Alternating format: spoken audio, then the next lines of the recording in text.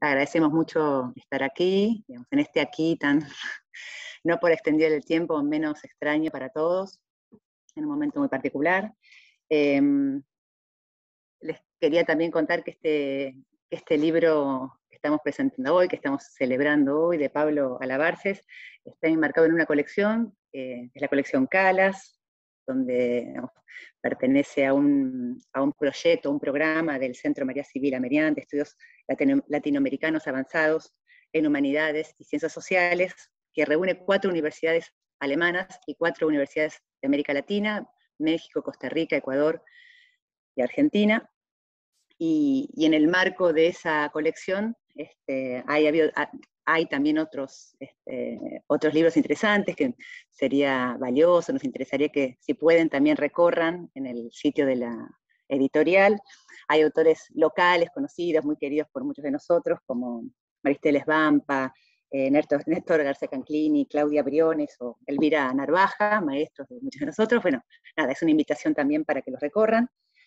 Por supuesto, agradecer muchísimo a Valeria Añón y a Cristian Cucci, que generosamente aceptaron comentar el libro de Pablo. Nunca se agradece suficientemente a esos primeros lectores que participan en la celebración de un libro como este. Por supuesto, a Luciana Napios, que es la directora académica local del programa de Calas, así que bueno, gracias Luciana, ella va a moderar el encuentro.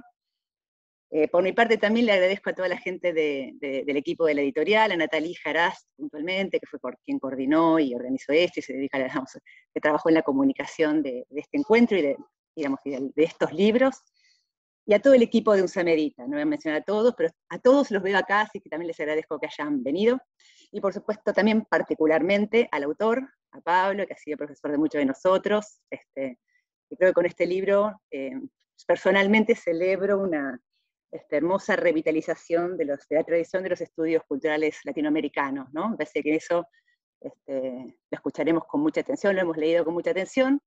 No quiero ocupar más tiempo, simplemente gracias, y por supuesto desde ya a todos ustedes que en este momento tan extraño se tomaron el tiempo para compartir una reflexión sobre nuestro tiempo y sobre nuestra región. Bueno, muchísimas gracias, le doy la palabra a Luciana y que disfruten.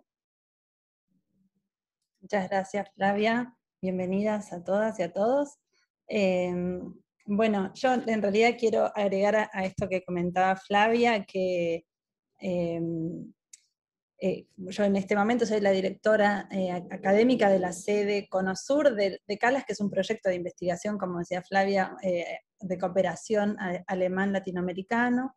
Esta colección es el resultado del trabajo de investigadoras e investigadores que ganaron una beca, como Pablo, para hacer una estancia en la Universidad de Guadalajara, que es la sede central de este centro de investigación de Calas. Una forma de investigar que hoy no existe y no sabemos cuándo va a volver. De hecho, Pablo fue el último hombre por fuera de México en ocupar el espacio de trabajo como becario de Calas con este tipo de becas. En la actualidad, los únicos becarios o becarias que pueden llegar a hacer esta experiencia tienen que venir de México, y en ese sentido me parece que quería comenzar marcando esta particularidad porque, porque estamos en 2021 y no sabemos bien cuándo se va a poder retomar ni cómo, y eso me parece que, no sé si Pablo va a mencionar algo de cómo salió de México, pero mientras era becario, mientras estaba terminando su estancia de investigación, que es un poco forma parte de este libro, pero me parecía importante mencionarlo porque es todo un problema regional que implica fronteras, migraciones, países, digamos, y que es muy complejo y que lo veo en el trabajo cotidiano de continuar con el proyecto de Calas. Y por cierto, también quiero mencionar que Alejandro Grimson fue el primer director de la sede del Cono Sur, junto con la Universidad de Viena, que digamos, es una dirección bilateral alemana-latinoamericana. Dicho esto, voy a tratar de ser breve, pero no tanto, para presentar a Valeria Añón y a Christian Kupchik, y después darles la palabra. Y la idea, no lo terminamos de coordinar con la editorial, que agradezco mucho que hayan organizado esta hermosa presentación, pero la idea es que darles la palabra a Valeria y a Cristian, después a Pablo, y después abrir a preguntas, y yo voy a mirar el chat y moderar y las preguntas e intervenciones, y vamos armando un conversatorio lo máximo que se pueda en este modo virtual. Es así, hacemos así, ¿verdad? Sí. Bueno, voy a empezar por Valeria Añón, que es doctora en Letras por la Universidad de Buenos Aires y magíster en Literaturas Españolas y Latinoamericanas por la UBA, investigadora independiente del CONICET y profesora adjunta de Literatura Latinoamericana 1 en la Universidad de Buenos Aires y en La Plata, y es autora de numerosos libros, artículos vinculados en especial al análisis de las crónicas novohispánicas y al vínculo entre estudios culturales latinoamericanos, la historia del libro y la edición en América Latina. Dicta cursos de posgrado en la Universidad de Buenos Aires, en La Plata y en la UNAM de México, y codirige proyectos de investigación sobre imágenes, circuitos, sujetos en la literatura colonial latinoamericana. Entre sus libros figuran Modernidad, Colonialidad y Escritura, junto con María Jesús Benítez y Lorelei Eljaber, Tropos, Tópicos y Cartografías, Figuras del Espacio en la Literatura Latinoamericana, junto con Carolina Sancha-Luz, La Conquista de México, libro 12 de Fray Bernardino de Sahagún, de su autoría, Interpretar silencios, la extraducción en la Argentina, entre otros, ¿no?, que puedo seguir mencionando. Sí, ya está. Y Christian Kupchik, que es escritor, editor, traductor, especialista en literaturas de viajes, que es una de las cosas que me parecieron muy atinadas para presentar este libro, que puede comenzar como un libro de viaje. Fundador de Leteo Editorial, director de la revista Sigua, una revista definida como exquisita de literatura geográfica dedicada a la naturaleza, descripciones de países y costumbres. Experto en literatura de viajes, como mencioné, compilador de libros como El Camino de las Damas, Escritoras Viajeras, En Busca de Catay, Travesías por los Enigmas de la Ruta de la Seda, La Ruta Argentina, El País Contado por Viajeros, y Las Huellas del Río, Historias, Misterios y Aventuras en las Grandes Vías Fluviales. Trabaja en el campo de periodismo cultural en diversos medios de Europa y América Latina, y publicó libros de poesía, relatos, ensayos filosóficos, y también podría seguir un rato más, pero quiero dejar espacio para darles la palabra. Les doy la palabra a ustedes y después lo presento a Pablo al hablarse formalmente cuando le demos la palabra. ¿Querés empezar vos, Valeria? Eso tampoco lo coordinamos. Dale, Luciana, muchas gracias por la presentación, muchas gracias por la invitación a estar acá, muchas gracias especialmente a Pablo. Para mí es un lujo poder estar en esta circunstancia, comentando el libro, charlando con ustedes. Para hacer honor a mi trayectoria en las letras, yo escribí un texto, ¿sí?, breve, que voy a leer, porque bueno, me siento más cómoda de esa manera, ¿no? En los congresos incluso de literatura se estila leer. Es un texto breve que se llama 3 dimensiones y un excursus acerca de postpopulares de Pablo Alabarces, ¿sí?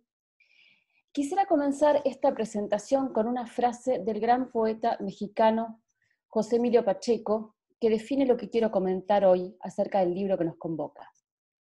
Tú, como todos, eres lo que ocultas, dice Pacheco en uno de sus poemas de antigüedades mexicanas. En efecto, no quiero hablar, o no tanto, acerca de lo que Postpopulares dice, sino acerca de lo que calla, sugiere, exhibe y escamotea al mismo tiempo. Porque creo que en esos intersticios radica la potencia de sus análisis y de su intervención crítica. Postpopulares trabaja a partir de varias dimensiones superpuestas, de gran complejidad, entramadas en un sistema de escritura elegante, de referencias curiosas y diálogos afilados. Para simplificar, voy a señalar solo 3, pero hay más. El archivo, el espacio, el tiempo. Vamos por partes, entonces. El archivo. Postpopulares realiza una operación de archivo ambiciosa y desafiante, a partir del cruce de teorías y prácticas, del archivo de los estudios culturales, de la sociología de la cultura y el deporte, de los estudios de la subalternidad, de los estudios postcoloniales, de los estudios de comunicación y medios, entre muchos otros. En términos teóricos y críticos, este libro se acerca a distintos conceptos, vertientes, genealogías, con mirada omnívora y desacralizadora, una mirada que defiende la teoría, aunque no se solaza solamente en ella. De allí que aquí convivan Guja, Gramsci, Spivak, Ford, Romano, Jameson, Dessertó, García Canclini, Sousa Lima, Hall, Ginsburg, Ruffel, Rivera Cusicanqui, Dussel, Landi, Ortiz, Ludmer, Rama, entre muchos otros y otras. Esta convivencia no es sencilla ni libre de tensiones. Por el contrario, con escritura rasante, el libro nos somete como lectores al vértigo de un derrotero de décadas en los estudios sobre la cultura y a los innúmeros debates que se dieron en el campo. El ensayista que enuncia este volumen se mueve cómodamente en ese recorrido que sus palabras trazan e insiste en un gesto que lo lleva a dialogar y discutir con categorías y conceptos sin aquietarse exactamente en ninguno. Pero es el archivo de lo popular el que le confiere un tono, un sabor, mejor dicho, específico a estas páginas. Un archivo que no se define por sus objetos, sino por su dimensión relacional, como tan bien nos enseñó Stuart Hall. Por eso aquí Borges, Sebrelli, Cortázar, Sarmiento, pero también Moacir, Marlene Walsh, Leda Valladares, Mercedes Sosa, Sandro, Juan Gabriel y El Ángel discuten en pie de igualdad, viven anécdotas, cuentan un país y un mundo. Esta enumeración heteróclita, apenas una muestra azarosa y pequeña del caleidoscopio que Postpopulares organiza, está minuciosamente tejida por la trama argumental del libro y por algunas de sus hipótesis centrales, en particular la noción de plebeyización, compleja y novedosa, que es a mi juicio uno de sus principales aportes. En este sentido, la operación de archivo que Postpopulares realiza es también incómoda y ardua, porque propone varios puntos de partida y ningún cierre tajante. La oscilación aguda y polémica es el signo de su mirada. Pero además es una operación mancomunada, no solitaria, porque Postpopulares es también la escritura de una larga conversación que Pablo ha ido llevando a cabo a lo largo de los años, con estudiantes, alumnos, colegas y amigos, siempre en torno a las culturas populares como eje. Su mirada omnívora es una mirada tan curiosa como generosa, que sabe que el conocimiento no se construye en soledad, sino en diálogo, en equipo, en esas largas conversaciones antes y después de los congresos, por ejemplo, espacios luminosos y joviales que por el momento esta pandemia nos arrebató, pero que este libro nos permite vislumbrar. Postpopulares nos muestra entonces que no hay un archivo de lo popular, sino que este, como todo archivo, es materialidad y ley de enunciación, es juego entre lo que puede y no puede ser dicho, y es hallazgo en el papel y en la virtualidad. Este archivo nunca está cerrado ni concluido, es un archivo dinámico, relacional, vivo, aunque es también una suerte de máquina perezosa, como decía Humberto Eco, que la imaginación crítica pone a dialogar. El espacio. En su hermoso El mundo, el texto y el crítico, Edward Said caracterizaba el pensamiento de Antonio Gramsci como geográfico y postulaba la densidad y peculiaridad de sus tesis en función de una pertenencia territorial que era también una manera de ver y de estar en el mundo. Como buen texto gramsciano, Postpopulares exhibe una suerte de imaginación cartográfica para pensar problemas y objetos, modo del pensamiento que creo caracteriza la manera en que Pablo reflexiona e investiga. Los suyos son los mapas, las cartografías, los derroteros, son también las metáforas espaciales y las preguntas por los territorios. Por eso el libro traza mapas entre Argentina y los Estados Unidos, entre el sur global y la Europa iberreal de Chakrabarty, entre los sinuosos cerros tucumanos de Mercedes Sosa y los altos hollywoodenses de Queen. Esta manera de pensar problemas y objetos es vital y profundamente libre. Recupera para sí no solo la mirada universalizante del escritor argentino en la tradición que proponía Borges, sino también el gesto innovador y autonomizador del modernista por excelencia, el poeta Rubén Darío. Postpopulares reclama para sí todas las textualidades, todas las músicas, todas las teorías, y se propone como un espacio nuevo, una cartografía luminosa donde éstas circulan, discuten, se enfrentan y producen nuevos conceptos. Claro que el espacio también está presente como sustrato o subtexto de la escritura misma de este libro. Como el autor lo señala en el prólogo, este libro fue escrito entre Buenos Aires, Harvard, Berlín y México, pero también entre la vieja normalidad y la pandemia, entre el solaz de las bellas bibliotecas del hemisferio norte y los bares porteños de inimitable hospitalidad para la escritura. Y fue terminado y corregido en el encierro de una ASPO y una pandemia que aún nos asfixia. En este marco, también heterogéneo y dinámico, el pensamiento de Pablo brilla porque crece en el movimiento y en el cambio, en el desafío y en la dificultad, al mejor estilo de su también admirado Raymond Williams. Y llegamos, claro, al tiempo de esta presentación y a los tiempos posibles que Postpopulares enlaza y hace convivir. El tiempo de la cultura argentina en el siglo XX, que es el tiempo de la nación y sus divergencias. El tiempo extenso de lo popular, como su original y productivo uso de la tradición, como nos enseñó Thompson, que ejecuta su propio ritmo. El tiempo de la palabra literaria y de la música, porque no hay en este libro un abandono de la literatura, sino un entramado de esta con sus otras formas posibles, entre las cuales la música popular es quizás una de las más pregnantes. También, claro, el tiempo extenso y demorado de la investigación y de la escritura. En efecto, este libro llevó años de trabajo, de trajinar bibliotecas, pero también de discutir, enseñar, pensar y volver a pensar las propias certezas, de escuchar y propiciar polémicas, el tiempo generoso y entusiasta de la conversación con colegas y amigos, un tiempo poco asimilable a las urgencias de nuestra cotidianidad vertiginosa y sin embargo crucial e ineludible, porque en él anidan y surgen las ideas. El tiempo lento, reposado, a veces angustioso y a veces fulgurante del pensamiento crítico. Y cierro con un excursus al que el tema del tiempo me permite llegar. Conozco a Pablo desde hace 25 años. Ese es el tiempo de mi formación como estudiante, docente e investigadora.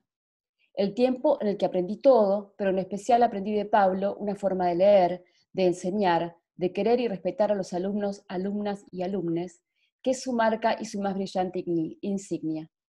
Asumámoslo, todos y todas quisimos alguna vez ser como Pablo dando clases, aunque nunca lo hayamos conseguido. Estos años fueron también los tiempos de una universidad pública que sufrió innúmeros embates, los tiempos crueles del neoliberalismo y sus derivas, los tiempos de otros peronismos, con los que Pablo se peleó siempre, por inconformista, por polémico, por generoso. Son 25 años que me traen hasta hoy, hasta ustedes, hasta esta pantalla que propicia pero no reemplaza la afectividad del encuentro cara a cara, de la sensibilidad que transmite la palabra hecha cuerpo. Es también, vuelvo a decirlo, el tiempo de la pandemia. Lo repito porque estos tiempos extraordinarios requieren que se los nombre, que no se los elida ni se los normalice, que se los mire de frente, por lo que ya hemos pasado y por lo por venir. En estos tiempos de profundo padecimiento, el libro de Pablo es un hallazgo y un remanso. Es la belleza de la palabra crítica, elegante y certera. Es la certeza de que leer, investigar, preguntarse y preguntar tienen sentido y dan sentido a nuestros días. Este también es el tiempo de la esperanza, porque Postpopulares nos permite reencontrarnos con el pesimismo de la inteligencia y con el optimismo de la voluntad. Palabras y silencios para tiempos saciados. Muchas gracias. Muchas gracias, Valeria. Damos la palabra a Cristian Kubschik. Bueno, buenas tardes. Yo debo comenzar por agradecer mi presencia acá, fundamentalmente a la generosidad de Pablo,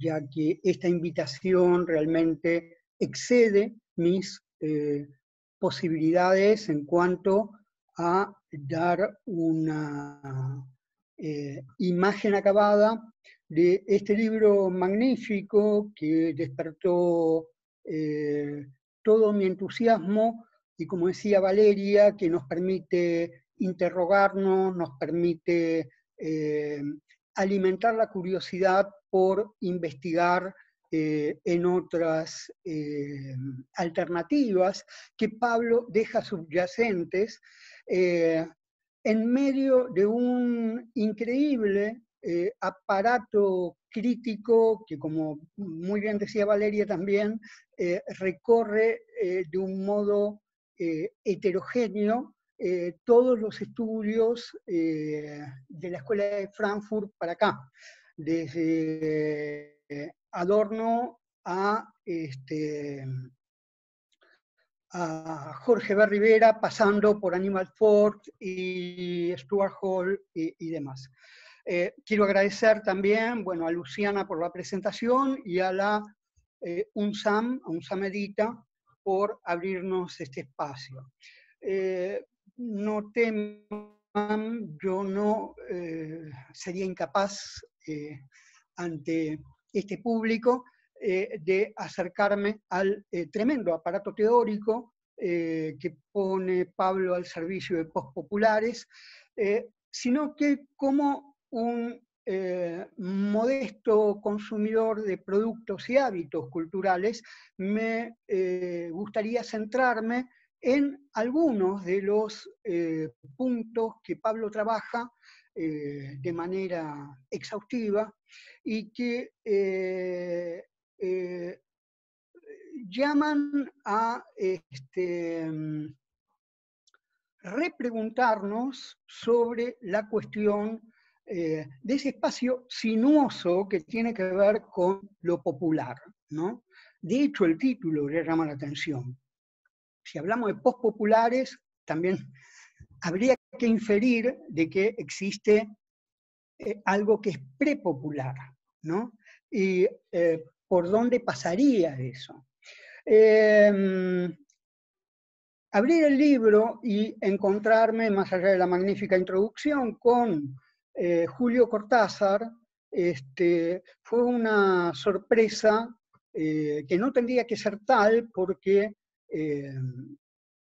Pablo proviene de la literatura, pero es muy sagaz los dos textos sobre los que Pablo trabaja como introducción a la problemática de lo popular, ¿no? Y además, como el azar existe, sucedió que en el mismo momento en que me introduje en la lectura del libro y de ese capítulo en particular, me encontré con una foto de Cortázar del año 1938 y lamento no tener los implementos técnicos para poder reproducirla acá. O sea, un Cortázar muy joven, de 23 años, 24, cuando es designado profesor en Bolívar, en la ciudad de Bolívar. Él después justifica que toma ese trabajo para ayudar a su madre, ¿no? Y que obviamente no estaba muy cómodo, ya que no era profesor de literatura, sino tenía que dar clases de geografía. En ese momento, estudiar literatura lo avalaba para dar geografía también, por ejemplo. Y en esta foto vemos un hombre muy alto, de traje, en un balcón angosto, muy elegante, cuyo rasgo distintivo es un salacot, esos sombreritos que los occidentales, los europeos occidentales, llevaban a África cuando querían disfrazarse de exploradores, ¿no? Bueno, Cortázar aparece en esta foto disfrazado de explorador en Bolívar. Y lo que me planteaba, un poco leyendo, adentrándome en la teoría de Pablo en relación a Cortázar, es una ucronía que podía resultar simpática, ¿no? ¿Qué hubiera ocurrido si Cortázar tenía en Bolívar, imposible porque no había nacido obviamente, pero de alumno a Marcelo Tinelli, por ejemplo? ¿Qué diálogo se podría haber establecido entre ellos? ¿Cómo Tinelli hubiera capturado lo popular, ¿no?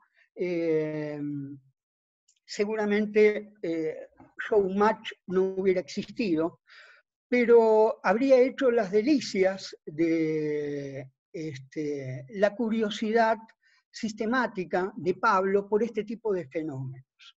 En relación a Cortázar, concretamente, Pablo analiza dos cuentos paradigmáticos. Uno es Casa Tomada, donde ve la relación de Cortázar con el peronismo y demás, y el otro es Las Puertas del Cielo, ¿no? Un relato de 1970, año que yo creo que es paradigmático y que vamos a citar acá, a partir de distintos ejemplos que va dando Pablo en su punteo de hechos de cultura popular específicos, ¿no? Cortázar entendía que Las Puertas del Cielo, este relato, él mismo lo definía, era un cuento típicamente reaccionario de peronista antiperonista blanco, ¿no?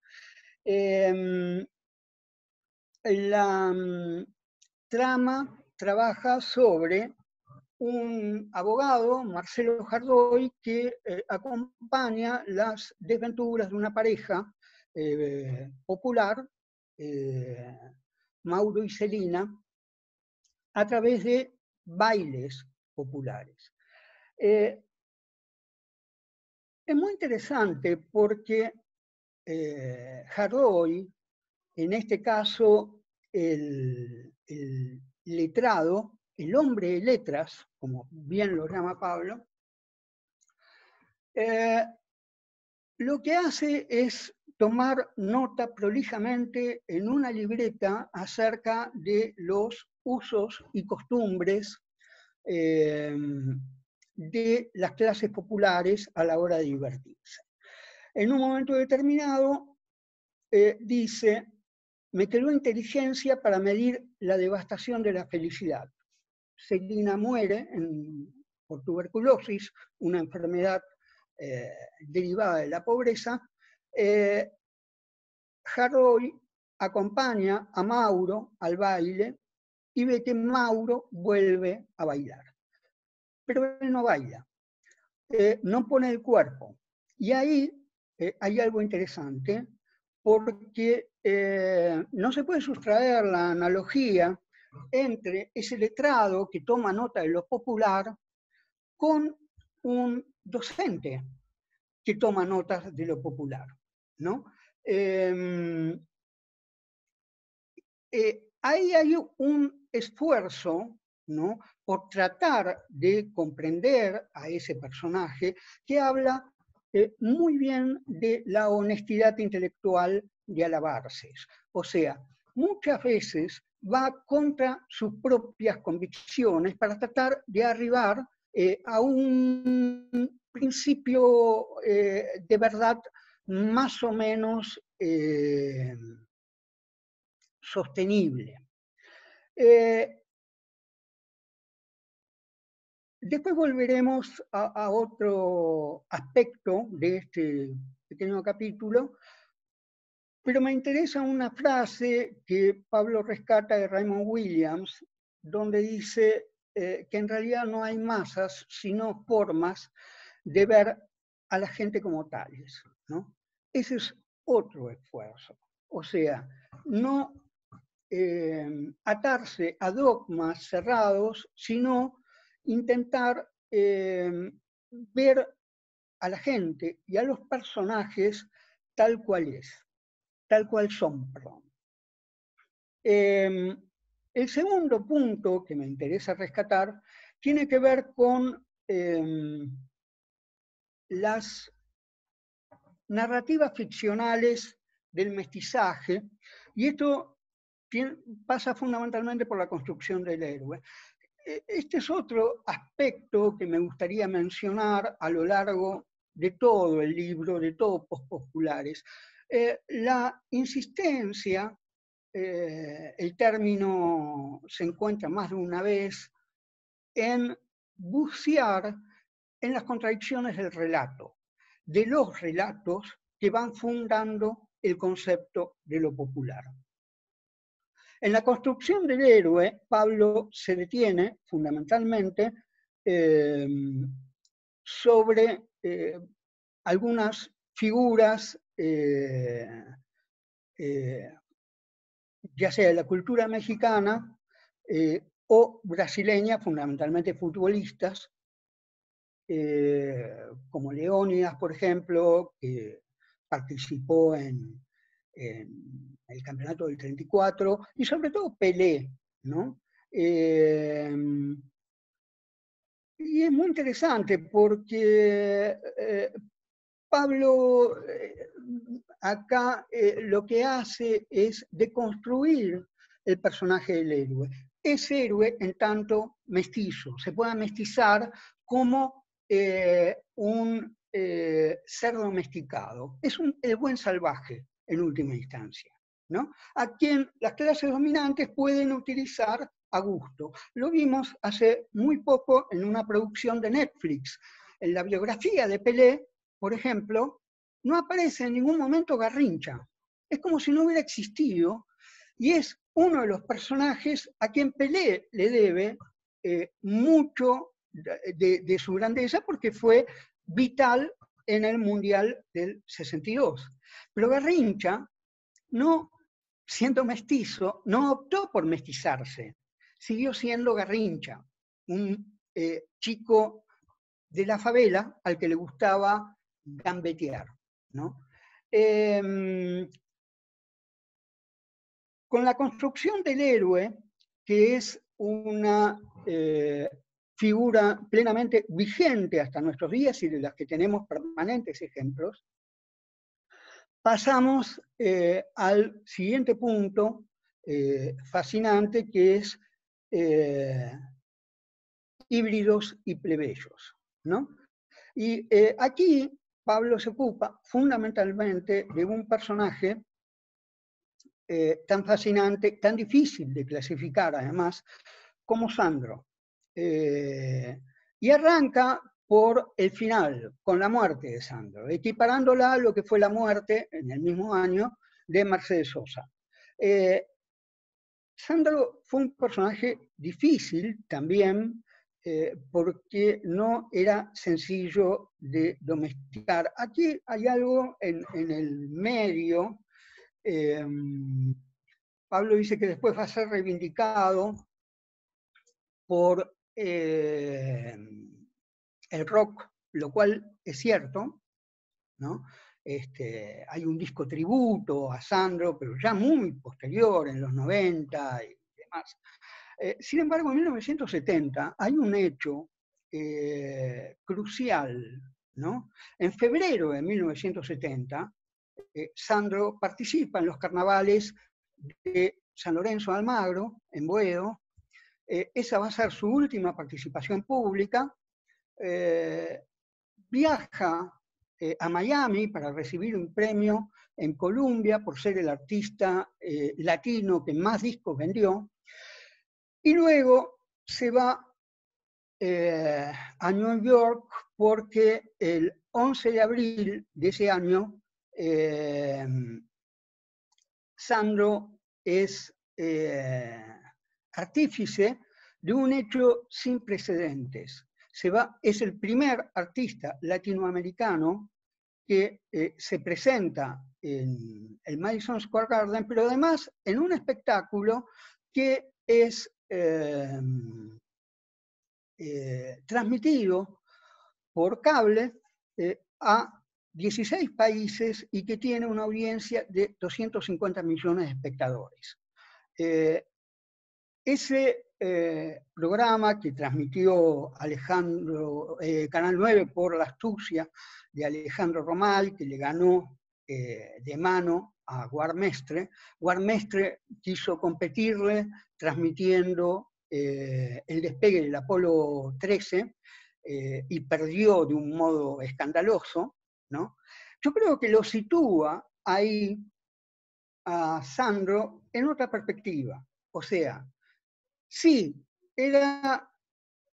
no podía ser adoptado como héroe porque era un poco peligroso, o sea, venía del rock más extremo, cuando tenía Los de Fuego, ese pasado que lo asociaba a gitanos, parecía poco dócil.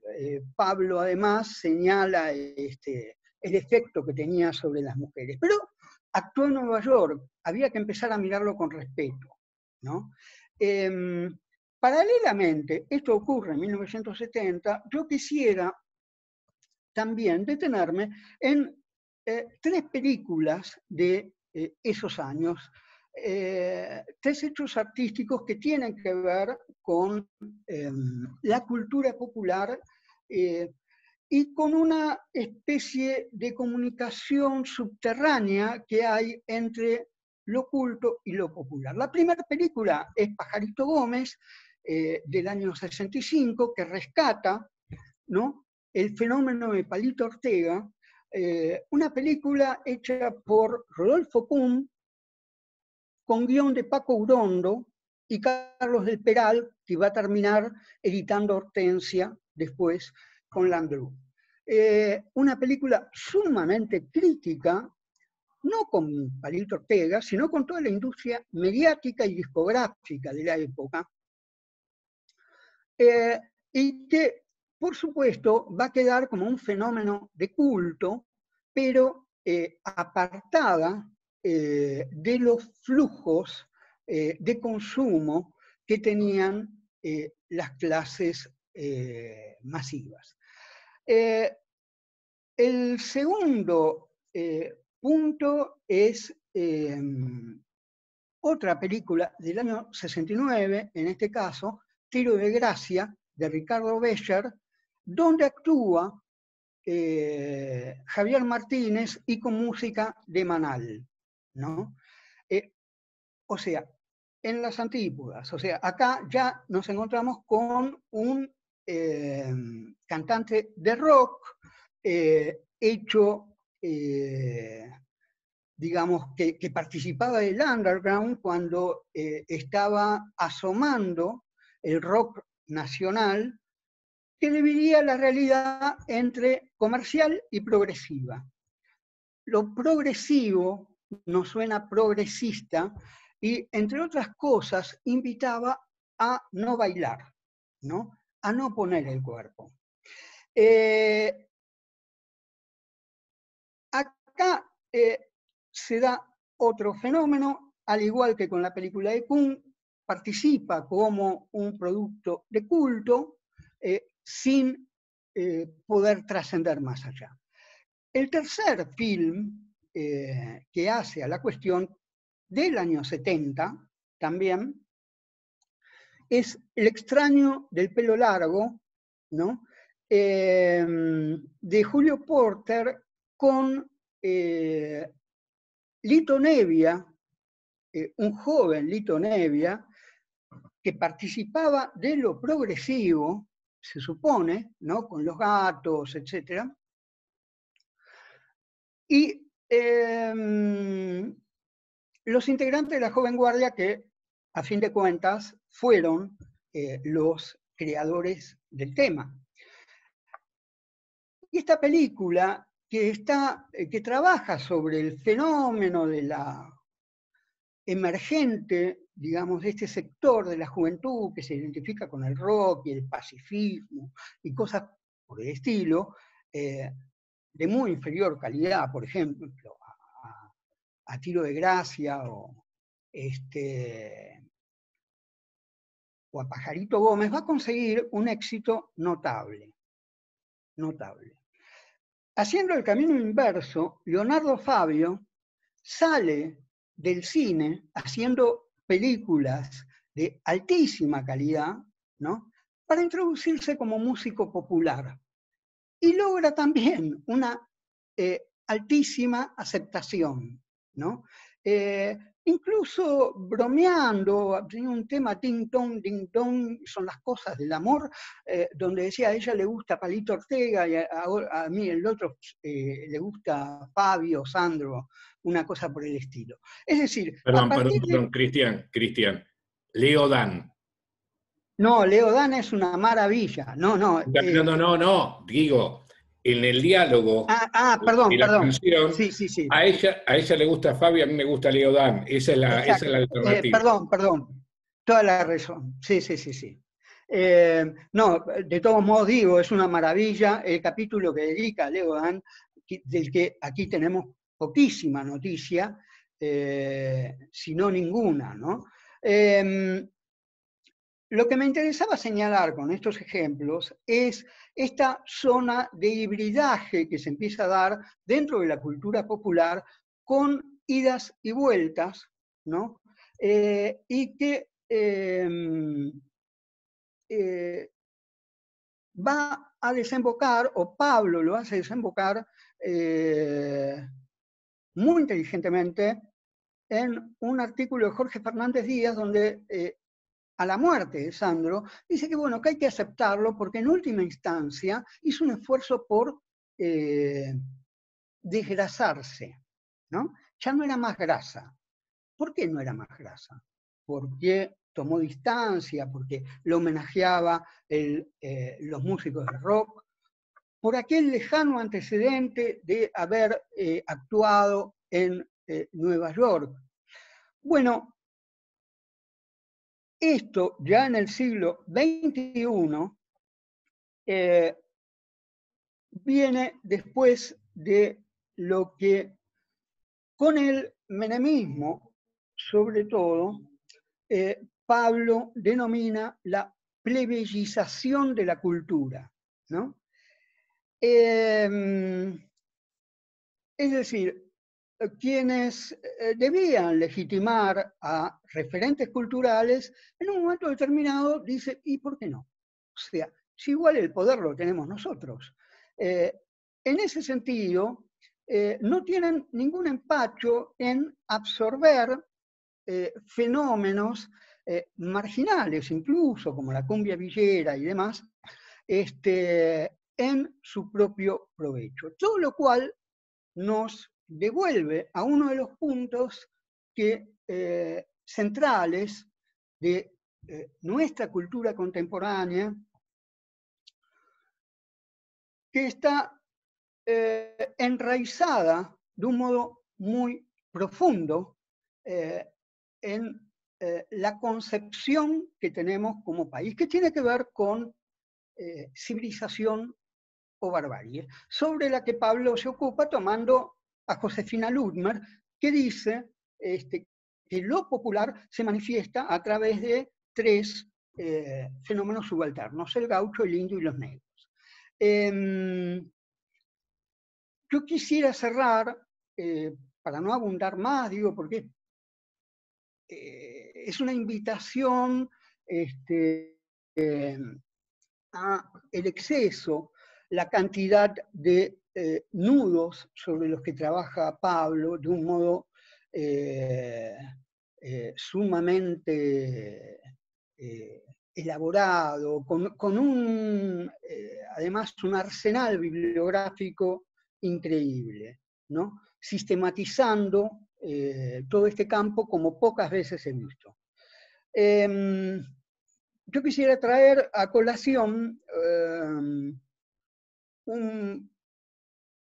una anécdota que no se sabe si es ficticia o si es real, que aparece en Respiración Artificial y que posiblemente muchos de ustedes conozcan, y pido las debidas disculpas si me repito, pero que me parece significativa a la hora de tratar de desentrañar la confusión que muchas veces nos rodea en torno a lo popular, ¿no? Y es cuando Piglia cuenta cómo en la edición de 1845, a la que se le agrega el subtítulo de Civilización o Barbarie, el del Facundo, Sarmiento abre lo que es una de las obras fundamentales de nuestra literatura, de nuestra cultura, con un epígrafe en francés, les idées, on ne trouve point les idées, que él traduce como los hombres se pasan a degüello, las ideas no, y que nosotros aprendemos desde nuestra más tierna infancia cómo las ideas no se matan, y se le asignamos a Sarmiento, aunque el propio Sarmiento dice que pertenece, esa cita, a Hippolyte Foucault, un oscuro ministro de Educación de Napoleón III. Tendrá que llegar otro mediocre representante de la cultura francesa, Paul Groussac, para aclarar que esa cita no es ni de Sarmiento, obviamente, ni tampoco de Foucault, sino de otro personaje aún más oscuro, que es Volney, ¿no? Vale decir, la primera página, o una de las primeras páginas, o una de las páginas fundamentales de nuestra literatura, se abre con una cita en francés apócrifa y mal traducida. Y después fue más allá y dice que el crítico Paul Bourdieu descubre que en realidad la cita es de Diderot, ni siquiera de Volney o Foucault o de ninguno de ellos. Pero sí me interesa rescatar a través de esta larga sucesión de nombres y citas, cómo queda al descubierto una tradición en la literatura argentina, en la cultura argentina, basada en el error, ¿no?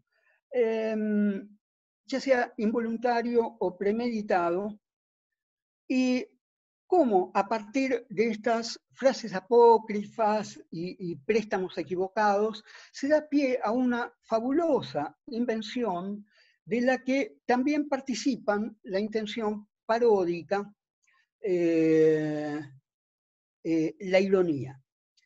Se puede comprobar en Piglia que continúa así ese profuso encadenamiento de inexistencias, supuestos o fingimientos, como antes lo llevó a cabo Borges y aún antes el propio Sarmiento. Y dice Renzi, ahí está la primera de las líneas que constituyen la ficción de Borges.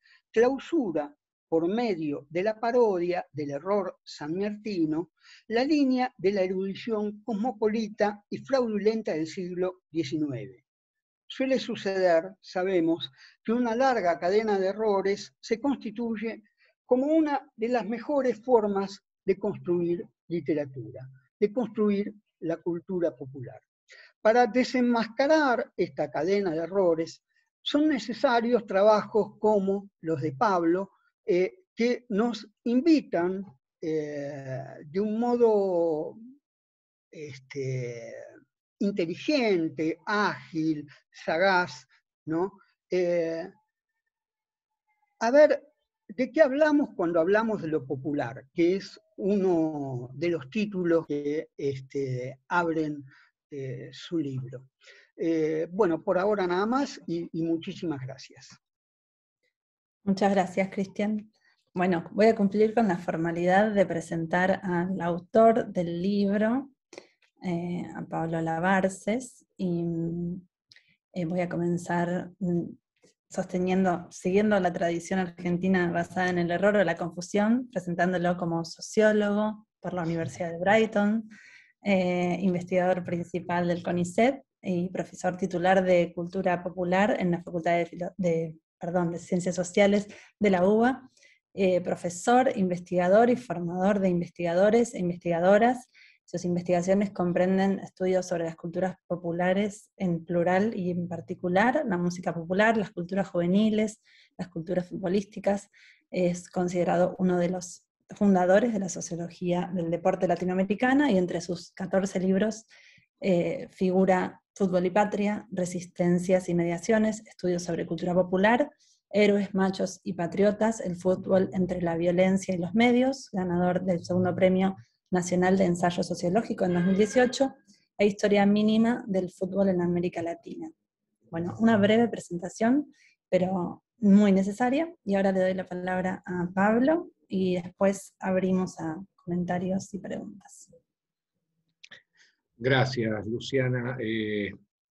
Mil gracias a todos y todas por estar acá, a todos los que están en algún lugar en una nube virtual. Algunos los veo, otros no los veo. En general puedo pasar lista gracias a la gentileza de Zoom que me permite, que hay caras que no veo y que sin embargo sé que están ahí escuchando. Infinitas gracias a la gente de Unsamedita. Flavia, muchísimas gracias por la introducción, por la presentación, por la velocidad con que salió el libro en San Martín. Gracias, Natalie, porque me avisaste, ya está el libro, podés venir a buscarlo. Había que esperar a que se habilitara el día, el único día por semana en la que se trabaja presencialmente, pero bueno, esos ya son problemas de la pandemia. El libro estaba listo en diciembre, de manera virtual, en México, que es donde hicieron el programa de procesamiento, pero como buen fetichista de los libros, yo quería ver el papel, digamos, yo tenía el PDF en diciembre, pero yo quería ver el papel. Y entonces, bueno, gracias Natalie, gracias Flavia por haberlo hecho tan rápido, gracias Natalie por avisarme y poder ir a buscarlo. Y gracias también por la organización de esto. Las presentaciones de libros son un género en sí mismo, en el cual la regla básica es hay que hablar bien del libro y del autor, que son muy pocos los que violan esa regla, y afortunadamente ni Cristian ni Valeria la violaron, sino todo lo contrario. Así que muchísimas gracias, Cristian, Valeria, por todo lo que han dicho. Hay varias cosas. Lo primero que nada, me tengo que rectificar, porque hice una intervención en medio de la charla de Cristian y cometí un error, esos errores que uno no tiene que cometer. Dice Leonardo Fabio, si ella dice que los gatos, yo digo pintura fresca. Si ella dice mejor Fabio, yo digo Palito Ortega. No era Leo Dan. No era Leo Dan. Cuando te lo dije, me quedé masticando y tarareando la canción, ¿no es cierto? Ella dice mejor Fabio, yo digo Palito Ortega. Perdón entonces por interrumpirte al cohete y mal. El otro es... Fue una invitación para investigar más sobre Leo Dan y escucharte cantar. Pero mi tono es fabiano. Digo, soy un barítono bajo, digamos. A mí me sale... Yo siempre quise imitar a Sandro, nunca quise imitar a Palito Ortega, y hasta que descubrí la voz fabiana, y la voz fabiana está mucho más cerca de este tono, digamos, ¿no es cierto? Cosa que pudieron comprobar mis estudiantes en un curso, un curso que hicimos la clase inaugural dedicada a Fabio, del que creo que no está en el libro, está vagamente. Es un tipo que me interesa mucho más que Leo Dan, porque ha sido objeto de, voy a repetir un argumento que mis estudiantes y mis colegas conocen, ha sido objeto de su entrada definitiva al Olimpo de la cultura argentina como director de cine, ocultando celosamente el hecho de que fue un exitosísimo cantante popular, ¿no es cierto? Y un cantante popular que no ha sido interrogado en tanto qué tal. Una de las cosas que digo en el libro es el problema de nosotros los críticos y las críticas y los académicos y las académicas, los problemas que tenemos respecto de este tipo de fenómenos, ¿no es cierto? Varios de los que aquí presentes saben que estoy dedicado a Palito Ortega, pero en México hace 3 años di una charla sobre Palito Ortega que empezaba diciendo que no había una línea en toda la biblioteca de la Universidad Autónoma de México dedicada ni a Leo Dan ni a Enrique Guzmán, de los Tin Tops. Bueno, Fabio es un tipo que, no voy a decir que satura ni cosa por el estilo, pero Fabio tiene una larga bibliografía sobre su filmografía y tiene apenas 5 páginas en total dedicadas a sus canciones. 4 las escribió Juan José Becerra, las otras 2 las escribió Sergio Pujol, ¿no? Y creo que ahí, por ejemplo, también es, bueno, nada, es agenda de investigación. Alguna vez llegaré a eso. Pero antes, muchas gracias, mis queridos amigos y hermanos, como son Cristian y Valeria. Yo les pedí que presentaran el libro por 2 razones centrales, distintas. Había un punto en común, era el hecho de que habían acompañado en buena parte el proceso de escritura de todo esto. Cristian editó en el año 2000, entre el 2007 y 2008, salió en el 2008, editó un libro colectivo que hicimos con muchos y muchas de los compañeros que están aquí presentes en la escena virtual, que se llamó Resistencias y Mediaciones, lo citó Luciana, y Cristian fue el editor, ¿no? Y era el momento en el cual yo ya anunciaba a los cuatro vientos que el fútbol me tenía podrido y que necesitaba hacer otra cosa, ir en otra dirección. Después de eso vinieron 2 libros más de fútbol, pero bueno, nada, los reclamos del mercado. Cristian editó ese libro y además fue el momento en el cual, nada, nos hermanamos como hasta el día de hoy, y con varios, algún libro fallido más en el camino. Y entonces, Cristian había acompañado ese camino.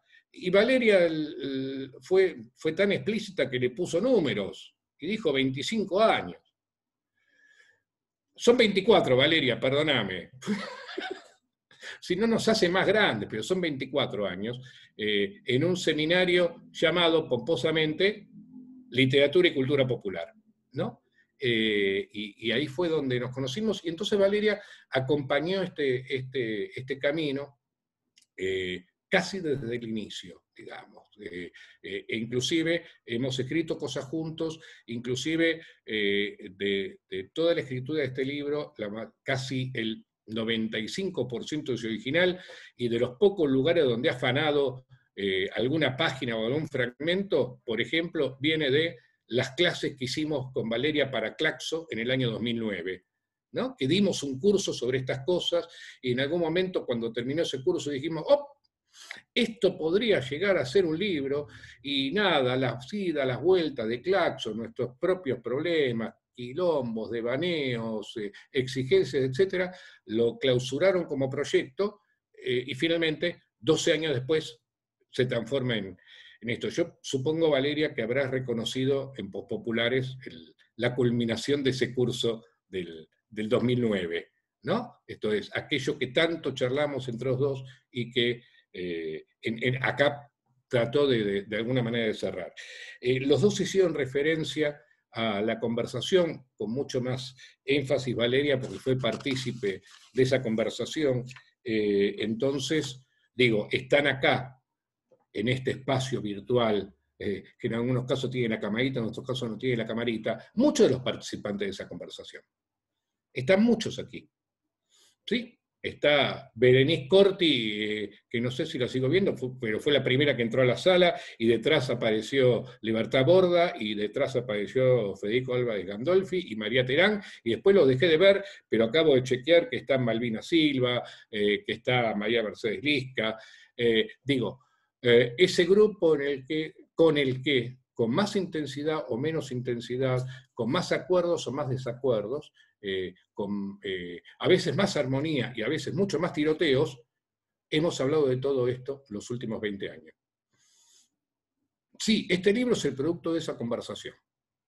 Dentro de esa conversación, entre los tantos nombres que veo por acá, y tantas caras que veo por acá, por ejemplo, delante mío, en el Milagro del Zócalo, me toca estar muy cerquita de Mario Ruffer y de Pablo Semán.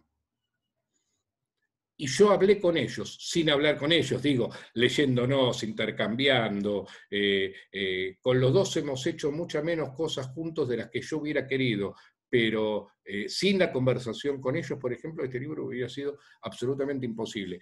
Y eso es muy gratificante a esta altura de la soirée, de la pandemia y del partido y de mi carrera, ¿no? Son 35 años, de los cuales 25 se los he dedicado a esto. Sin esa conversación con todos ustedes y ustedes, este libro no existiría. No existiría. Entonces, eso que apareció varias veces en las presentaciones de Cristian y de Valeria, ¿no? Esta idea de remitir a conversaciones, a veces atinadas, a veces desatinadas. Hemos hablado con Cristian menos de Fabio de lo que quizás deberíamos hablar, quizás un poco más de Sandro, y ahora, hace apenas 2 semanas, me tuvo que soportar hablando de Palito Ortega, el último de mis fanatismos. Con todos ustedes yo he hablado de esto. Valeria hizo, creo que, hace un elogio respecto de de mi trabajo como docente que a mí me emocionó profundamente. Pero también es eso, es también la conversación con los estudiantes, ¿no? Entonces en este libro rematan 30 años de conversación con estudiantes y estudiantas, ¿no es cierto?, a los cuales uno les tiraba las ideas para ver cómo rebotaban, y en muchos casos se volvían más sólidas. Ariel tira por ahí, igual ya termino en 2 segundos y damos paso a los micrófonos o a las preguntas, ¿no? Pero está bien lo que el amigo Ariel Hendler propone, dice, definí pospopular. Porque, vamos a ser francos, hasta ahora todos nos hicimos lo boludo. Salvo Cristian, que alega que habiendo pospopular puede haber habido prepopular, o debe haber habido prepopular, y uno podría decir, bueno, una secuencia de prepopular, popular y pospopular. Francamente, pospopular es un chiste. No hay otra cosa, no hay pospopularidad. Lo que sí hay es el libro propone un debate entre anacronismos, continuidades y novedades, ¿no? De lo que se evapora y de lo que continúa. De cómo desaparece la clase, por ejemplo, y cómo, sin embargo, continúa. De cómo desaparece la modernidad y aparece la posmodernidad, y sin embargo, parece que... Digo, lo que continúa, y ese es el argumento central, lo que continúa es aquello que instituyó lo popular como tal. La jerarquía, la subalternización, la diferencia, la desigualdad, la opresión, la represión, rearmada de modos distintos, y entonces lo postpopular es, en mi modesta intención, el escenario en el cual volvemos a discutir todo insistentemente, siempre con este mismo horizonte de lo democrático, pero en un sentido radical, de un máximo igualitarismo, ¿no es cierto? No puedo leer el chat al mismo tiempo porque me hacen reír mucho. Por ejemplo, Virginia Martínez dice, al fin hubo un chiste, qué alivio. Digo nada, cierro esto muy brevemente con 2 cosas. Por un lado, me faltó en el agradecimiento, Luciana introdujo la cuestión del CALAS. Para todos los y las colegas que andan por acá sueltos, préstenle mucha atención a las convocatorias del CALAS. Son convocatorias fantásticas que en algún momento retomarán su estructura original, digamos, que es la idea de garantizarte entre 4 y 6 meses en una hermosa ciudad como Guadalajara, que es hermosa, pero no es tan exigente como la Ciudad de México, ¿no? Que parece mucho más fascinante, pero en realidad es más estresante, y en la que uno se refugia solamente a leer y escribir. Hasta que llega el mediodía, pasan los colegas y dicen, Pablo, vamos a almorzar, y entonces uno almuerza, interrumpe el trabajo solo para almorzar con brasileños, mexicanos, colombianos, ecuatorianos, hondureños, guatemaltecos y lo que se les ocurra. Digo, es una experiencia genial y que nos repone un sentido de lo latinoamericano muy concreto, por ejemplo, gastronómico y conversatorio. Entonces, también quiero marcar ese agradecimiento a la gente y los colegas del CALAS, también a la parte alemana. Alemania destinó un gerente en Guadalajara, que es Jochen Kenmer, un tipo alucinante, que además me recibió diciéndome, en la letra chica de tu contrato está que tenés que jugar al fútbol todos los jueves. Digo, ese es el cierre de mis agradecimientos y prefiero que... Digo, no, perdón, me faltó algo. También señalaba, lo dijeron tanto Luciana como Valeria, respecto de la experiencia de la escritura, ¿no? Que empieza en Guadalajara y termina en Buenos Aires, atornillado detrás de una puerta cerrada con traba porque estaba en cuarentena estrictísima por haber venido de México, ¿no? Entonces también ese agradecimiento tiene que incluir a las chicas, a Caro y a Cata, que bancaron la escritura de una manera maravillosa, tanto es así que Catalina aprendió a manejar la cafetera, miren lo que les digo, ¿no? Bueno, nada, esto. Prefiero que demos espacio a las preguntas, o a la conversación, o a lo que venga. Buenísimo, gracias Pablo. Acá ya tenés un comentario de Pedro Marcelo Ibarra que dice, en ese sentido, del chiste, lo pospopular no es sobre los usos de lo popular. Perfectamente podría ser sobre eso, sí. Mirá, uno de los primeros textos que empecé a escribir sobre esto fue en el 2012, fue una conferencia en México, y la llamé más pomposamente todavía Transculturas Pospopulares. Y yo con eso de transculturas pospopulares lo que quería decir era, dejémonos de joder con los neos, con los post, con los trans, con los pre, con los a través, etcétera, etcétera. Digo, era la idea de recuperar palabras fuertes, algo que digo en el libro. Hay un momento a finales de los 90 en el cual toda la teoría social y cultural latinoamericana dice hay que pensar nuevas categorías porque las viejas categorías no nos permiten pensar las grandes transformaciones contemporáneas. Entonces, por ejemplo, había que dejar de hablar de clase. No, había que dejar de hablar de opresión, había que dejar de hablar de imperialismo, había que dejar de hablar de montones de categorías que habían sido fructíferas y muy cálidas en los años 60 y 70. ¿Qué nos pasó después de los 90? Que el mundo, por supuesto, que cambió, pero siguió siendo desigual, jerárquico, antidemocrático, opresivo, represivo, patriarcal, etcétera, etcétera, etcétera, ¿no? Y entonces, pospopular supongo que quiere decir más bien una especie de volvamos a hablar de esto. Buenísimo. Quien quiera puede abrir el chat también y hablar, no hace falta que escriban solamente. Yo voy a aprovechar mi lugar de moderadora para hacerte dos preguntas. Una es, mencionaste esto de que el libro es producto de charlas y de conversaciones, además de charlas y conversaciones con estudiantes, con colegas, con pares, de la experiencia latinoamericana de la beca.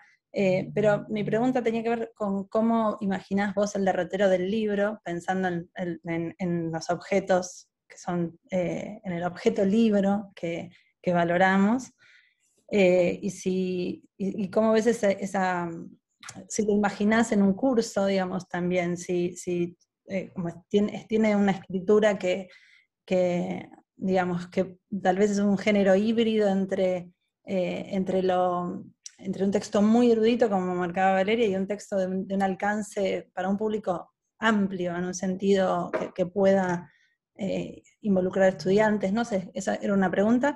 Y la otra es, el libro hay muchas menciones y referencias a los sentidos, ¿no? Cuando las masas o las personas se hacen visibles, palpables, audibles, olfateables. Y mi pregunta tenía que ver con qué pasa con las emociones y con los afectos, y el placer y los saberes corporales en el mundo popular. Eso. Gracias, Luz, son muy buenas preguntas. La primera te la contestarían los amigos alemanes, que lo primero que me dijeron fue, esto no tiene que ser para un público académico.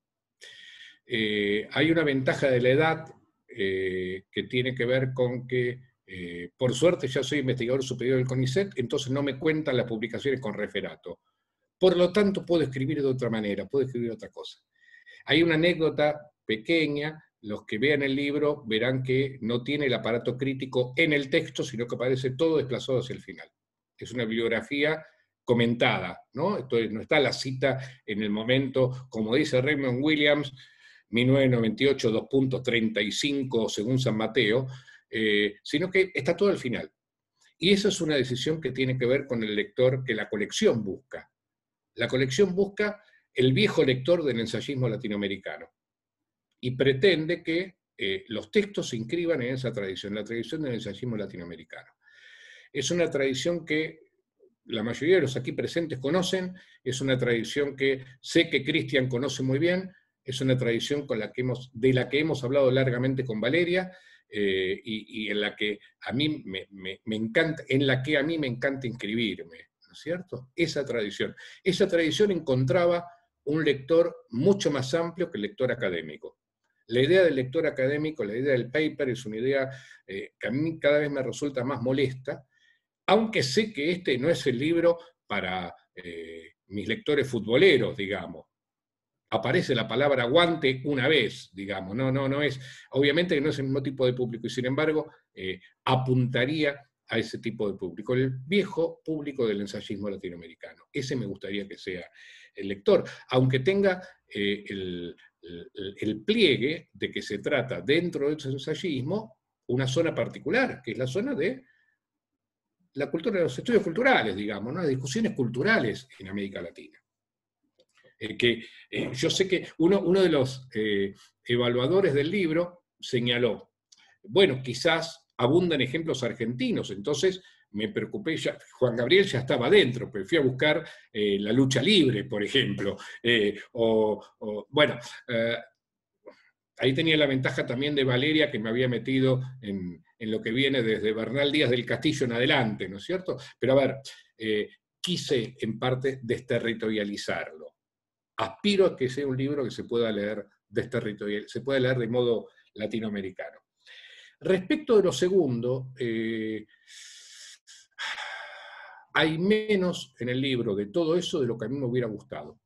Quiero decir, creo que es algo que el libro postula como agenda, que otros puedan hacer, que otros están haciendo, digamos, porque afortunadamente en este momento está en curso trabajo sobre este tipo de cosas. Sobre lo emotivo, a mí me interesa del lado de la música popular, por ejemplo, ¿no? Es el lugar donde...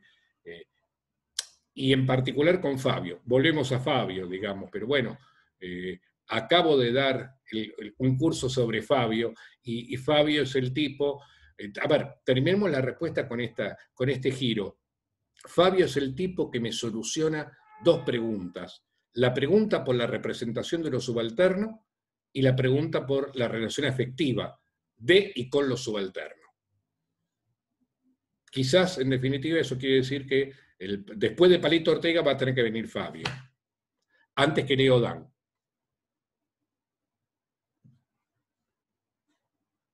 Bárbaro.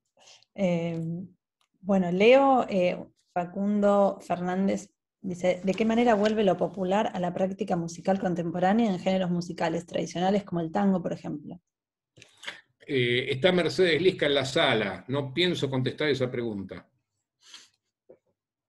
No, hay gente que sabe, digo, el libro tiene otra petición, y es la idea de ser, creo que Valeria lo señaló, ¿no? Es el libro que discute el archivo, es el libro que repone la teoría, que vuelve sobre las categorías, que discute con los autores, que utiliza algunos casos, pero no son análisis de casos desplegados, digamos, ¿no es cierto? Sino más bien utilizados a modo de ejemplo, ¿no? El libro pretende proponer una rediscusión de la teoría sobre la cultura popular. Ahora bien, si eso habilita o no habilita a nuevos y nuevas investigadores e investigadoras a proponer nuevas investigaciones, ya es otro paso. Pero yo, por ejemplo, ya lo dije 3 veces, me bajo de ese lugar teórico y ahora estoy metido con Corazón Contento, una película absolutamente espantosa de 1969, filmada como coproducción entre Argentina y México, dirigida por Enrique Carreras, en la que actúan Palito Ortega y Armando Manzanero. Eso es análisis de caso. Un lugar en el cual podré poner a prueba hasta qué punto esta discusión teórica resiste o no resiste.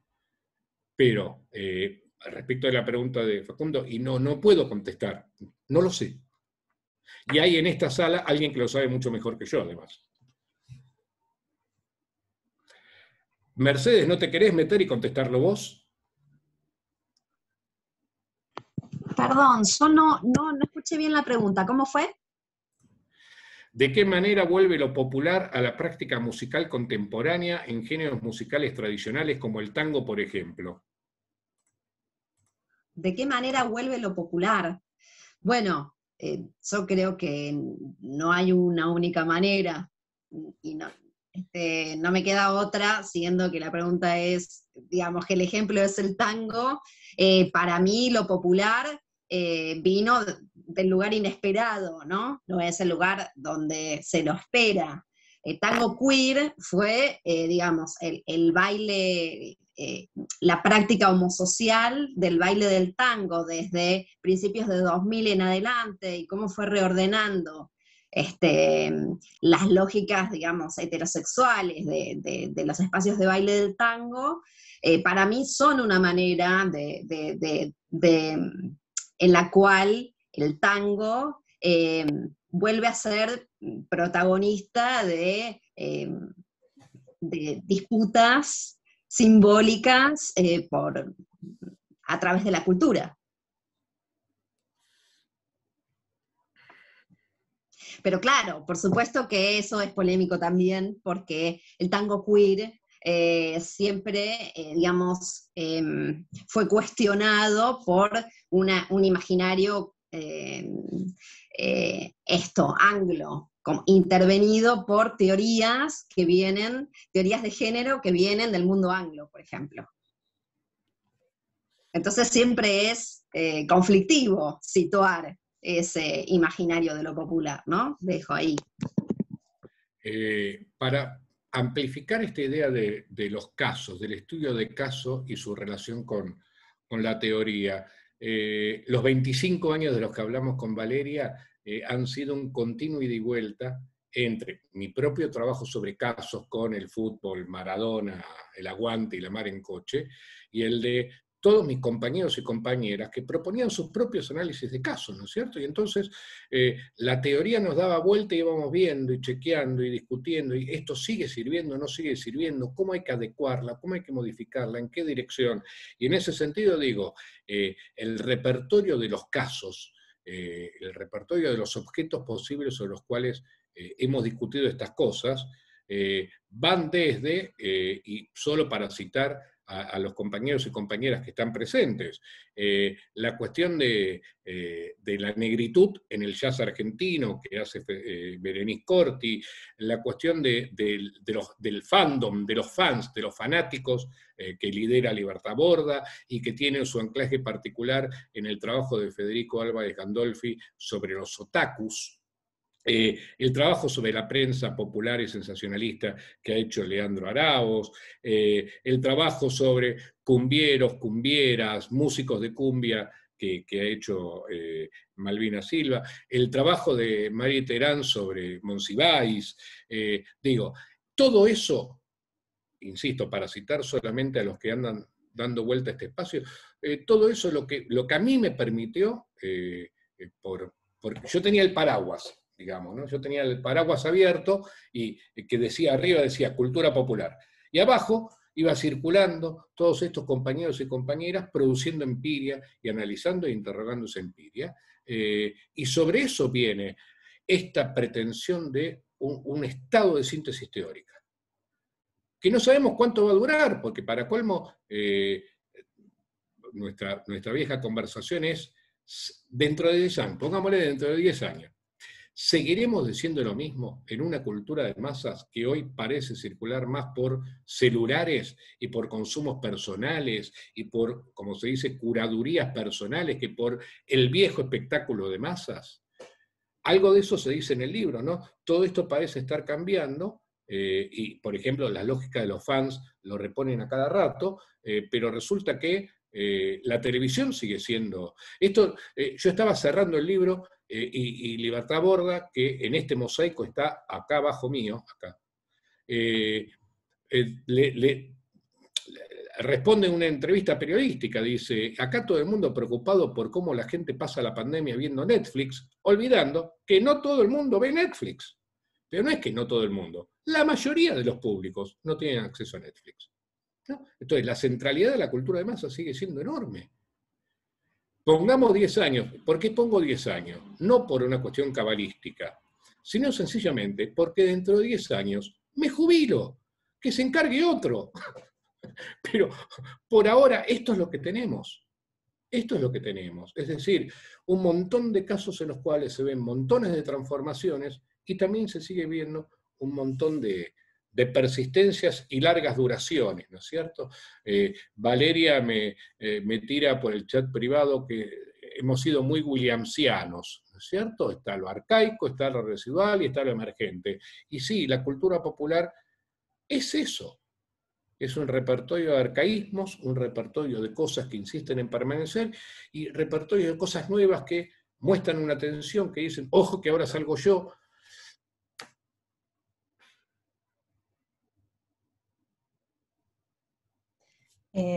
Si alguien quiere hacer otro comentario. Hola, yo quisiera, ¿cómo están? Hola Luciana, ¿cómo estás? Bueno, nada, primero yo que me da de verdad muchísimo gusto, como a todos los estudiantes que hemos podido tener, como dijo Valeria, el gusto de disfrutar de esas sesiones de Pablo que uno quería que no terminara la clase porque en realidad es entretenida mucho. Saludar a Valeria también, un poco, y a Libertad, Gorda también. Nos encontramos con Pablo por allá, con Valeria también en Rosario, en la maestría de la UNR, de Estudios Culturales. Un poquito mi pregunta tenía que ver, pero ya poco a poco la contestaste antes de que hablara Verónica, de que hablara sobre el tango, se me escapa el nombre de la compañera, ¿sí?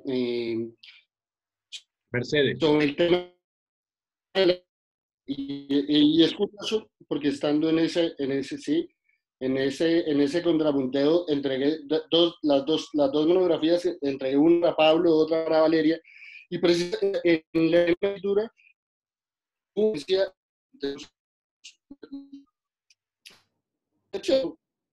cosas teóricas, Te cayó tu señal. pero Ahí está. Trata, digamos, de eso, de creer que a los 30 años ya podía también hilarme, ¿no? y poder también darme algunas otras libertades. Creo que tengo un poquito más de internet. Pero mi pregunta me encanta esto, quiero tener el libro, bueno, lo que pretende tener en físico, pero por lo menos hubo una promesa por ahí en Facebook de que iba a haber nos iban a compartir también una versión del libro en digital, porque a mí, bueno, para todos es conocido como esta vinculación que tienes con estos tres grandes teóricos argentinos, ¿no? De la cultura, que tú de alguna manera eres parte de eso, de Ford, de Rivera Romano, y yo quedé siempre con esa inquietud de poder visitarlos, porque para nosotros en Colombia pues son autores completamente desconocidos, ¿no? Y tratar de retomarlos. Una pregunta que es un poco inquietud, que la responderé con el texto, es si aún en este texto todavía puedes, o sea, hoy tienen cosas que decirnos ellos con esto, haciendo, digamos, ya que hablas también de ciertos anacronismos, de una discusión teórica que pones y que nos expones, que nos compartes a partir de muchas conversaciones que he tenido, como si aún todavía ellos tienen cosas para contarnos, para decirnos, para mirar los temas de la cultura popular y los temas también de la cultura de masas, ¿no? Como esa gran diferencia que nosotros podemos tener acá en América Latina o que hemos ido indagando. Y la otra pregunta que sí creo que la contestaste, porque en efecto, pues yo estoy trabajando un tema que es uno de los casos que tiene que ver con la televisión. Siempre se piensa, ¿no? Se puede leer el dato en dos maneras, ¿no? Ya el 50% de América Latina tiene acceso a Internet de la población, o apenas el 50% de América Latina tiene acceso a Internet. Y la televisión todavía pareciera, a pesar de que para nosotros muchos ya no, pareciera que sigue teniendo una trascendencia. Luego, la pregunta era hacia eso, pero creo que está contestada esa segunda, alrededor de cómo ves la validez, ¿no? De seguir ahondando, investigando sobre productos concretos de la cultura de masas, y a partir de ahí, digamos, como todo este panorama sobre las culturas, como un texto también, Vale y Pablo las han llamado. Un gran Pablo, por este medio ya, estas son de las cosas buenas que tiene la pandemia. Las cosas que tiene la pandemia. Todavía no pudimos encontrar una buena, digamos. Posiblemente sea esta solamente. Pero brevemente, les acaban por el chat, tiene indicado el link de bajada del libro. Así que ahí lo tienes. Y respecto de la pregunta, el libro pretende, Valeria fue muy contundente con eso, ¿no? Esta idea del archivo. Yo pretendo dialogar con mis maestros y con los tipos, los tipos y las tipas que leí, quiero decir, están muy fuertes todos mis maestros y todas mis lecturas. ¿Hasta qué punto eso sigue siendo válido? Bueno, la idea es discutirlo, justamente. Hay cosas que siguen siendo muy, muy potentes, hay otras que no. Yo creo que el libro, desde el título mismo, está proponiendo que el concepto de hibridación tuvo una trayectoria muy fructífera y que ya debe culminar, digamos que ya no nos sirve más. Creo que el propio Néstor García Canclini ya lo ha abandonado, está en otras direcciones, y ya no necesita vivir de esa renta, ¿no? Mis maestros populistas, por ejemplo, fueron un gran empujón inicial. Yo creo que hoy tengo que rediscutir todo lo que ellos me enseñaron, ¿no? Pero nada, las figuras de Ford, Romano, Rivera, que justamente fueron lecturas muy locales, ¿no? Circularon poco por fuera de la Argentina. Bueno, para mí fueron fantásticos, y a los no puedo seguir bañando, digamos, ¿no? Lo que pasa es que el propio Jesús Martín Barbero, que dialoga el libro, también él habilitó ciertas direcciones que en parte ya están clausuradas, ¿no? Y creo que el libro propuso hace 30 años que hemos leído estas cosas. Bueno, digo, toda esa obra es anterior a 1990. Anterior a 1990, Culturas Híbridas es de 1990, de los medios de las mediaciones de 1987. A eso escapa solamente la relectura que hace en parte Beatriz Arlo en 1994, en el seno de la vida posmoderna.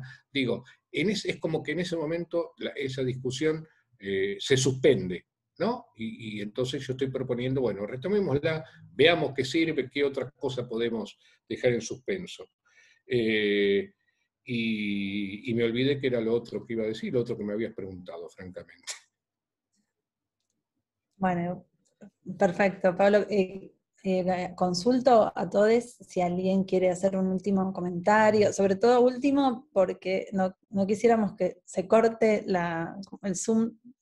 Tenemos el Zoom hasta las 9 de la noche y queremos cerrar como despidiéndonos bien. Así que podemos espacio para un comentario, pregunta, despedir, Pablo.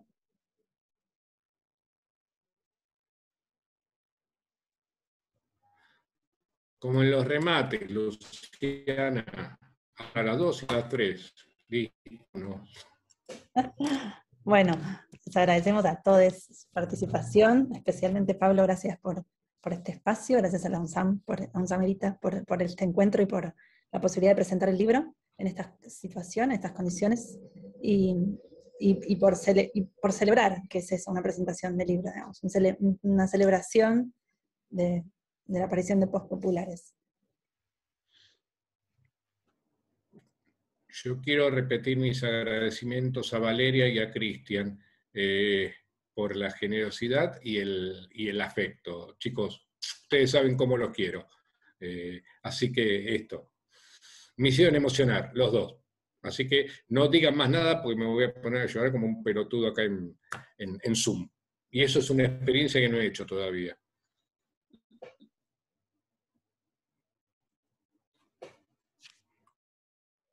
Bueno, llueven las felicitaciones y las hermosas palabras.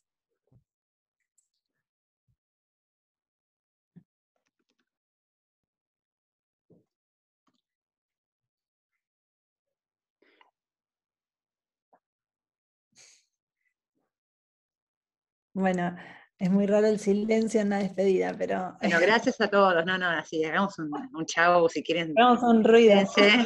Claro, un aplausito, podemos hacer. Sí, felicitaciones al autor. Gracias por estar. Gracias por todo. Muchas gracias, hasta luego, buenas noches. Chao, hasta luego a todos. Esperemos que pueda venir a Salta en agosto, me dicen. Gracias, chao.